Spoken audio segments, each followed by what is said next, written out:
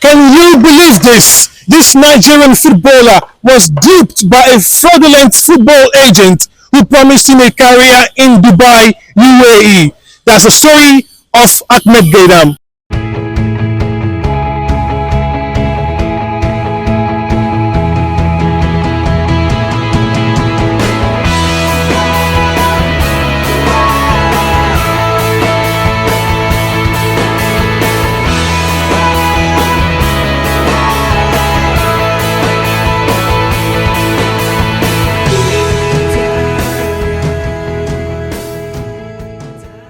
Ahmed Geidam, you are a fighter.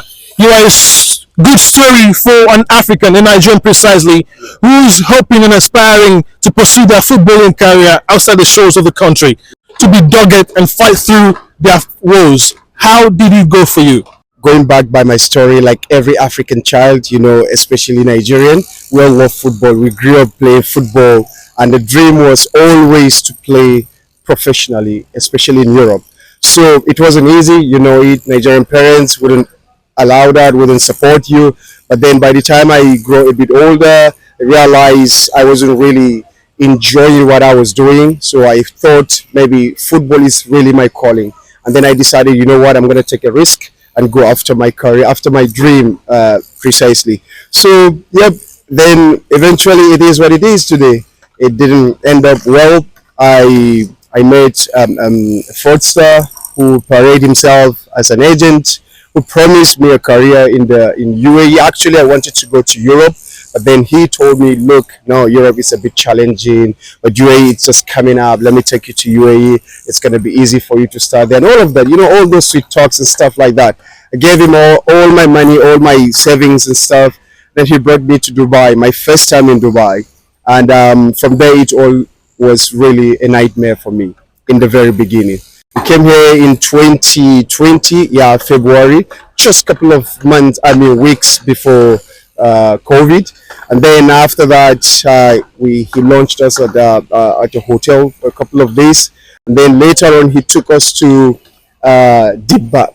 There's a city called Dibba here in the UAE. And then he took us to a club that trials will be in a couple of days, so we should stay in a hotel. He's going to go back to Dubai and then come back after the trials. And then later on, we went on that day for the trials. Unfortunately, they have no idea who he was, let alone why we were there.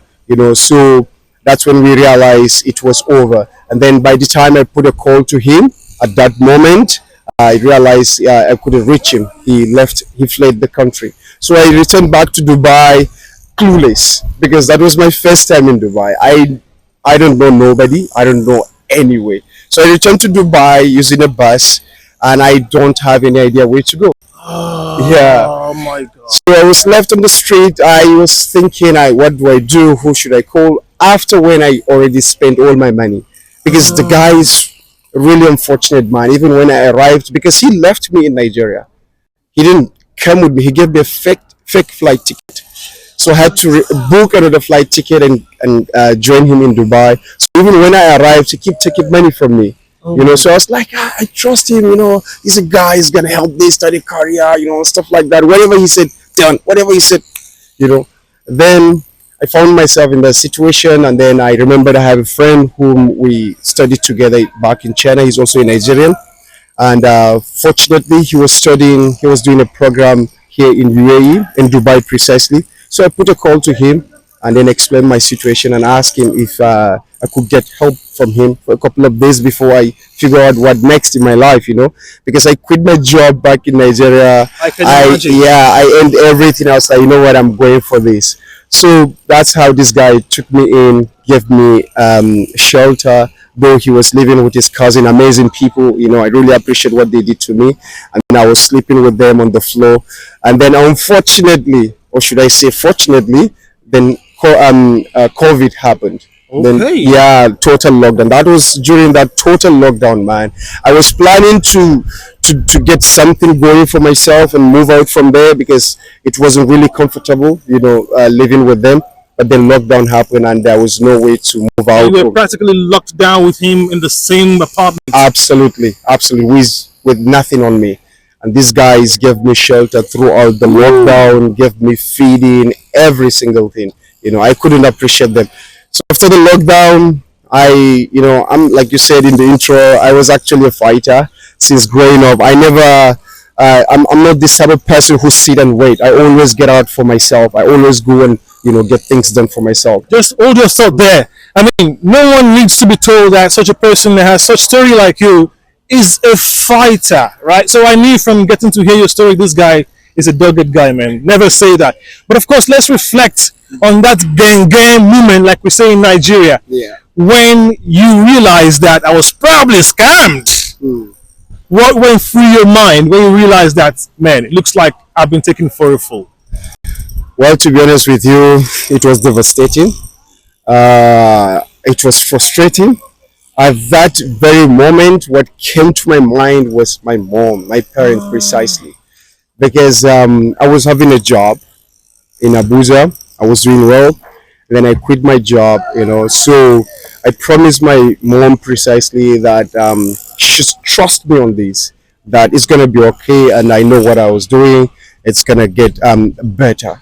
So, but in that moment, when I realized I was scammed, I lost everything.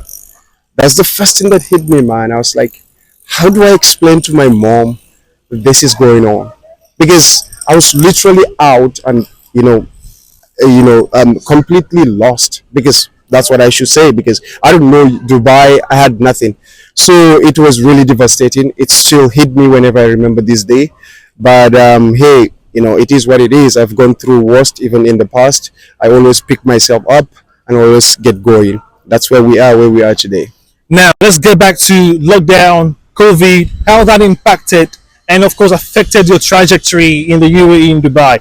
Let me pick up from where you stopped the other time. So, what exactly was that thing that those guys, your friends, saw in you that made them? Because it's not so easy It's not. to feed somebody you knew from nowhere, you barely knew actually, and then to accommodate them into your space. What exactly would you say they saw in you? Well, like you said, it's not easy, especially in Dubai. Not everybody will do that to you. But then this guy, I've known him.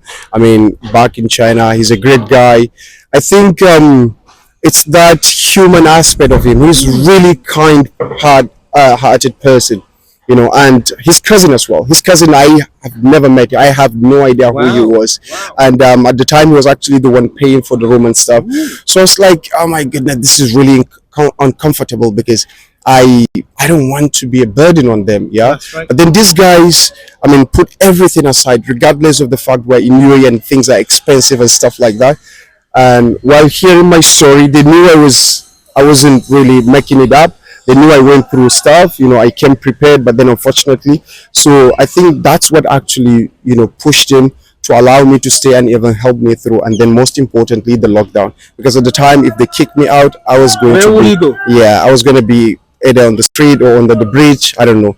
But then the COVID taught me a lot, actually. During the COVID, 247 from inside, I used to talk to them and talk to God, and also talk to myself, and then try to find out who truly I was. Actually, it was that moment I figured out who I was and the capacity I have inside of me, because until you go through some difficulties, you will never know who you are.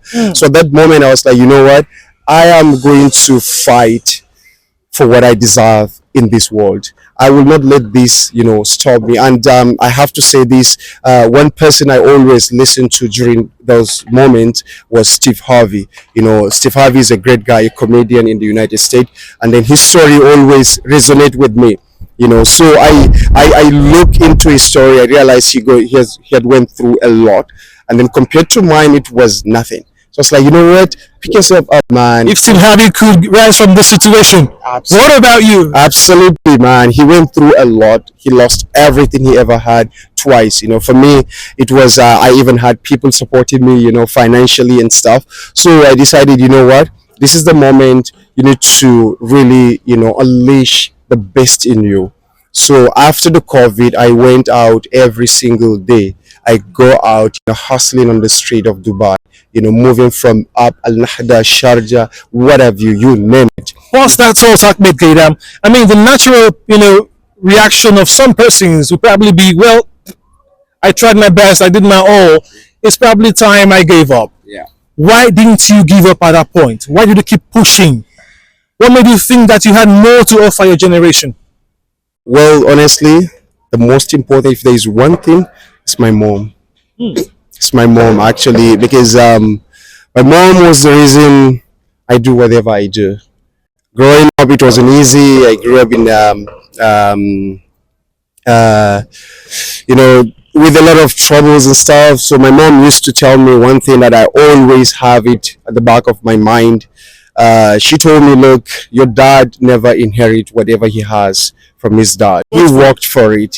So I want you to take your eyes off whatever your dad has. Work for yourself. Study hard. Go out there and work for yourself. God will bless you more than you could ever imagine. This has stuck with me ever since.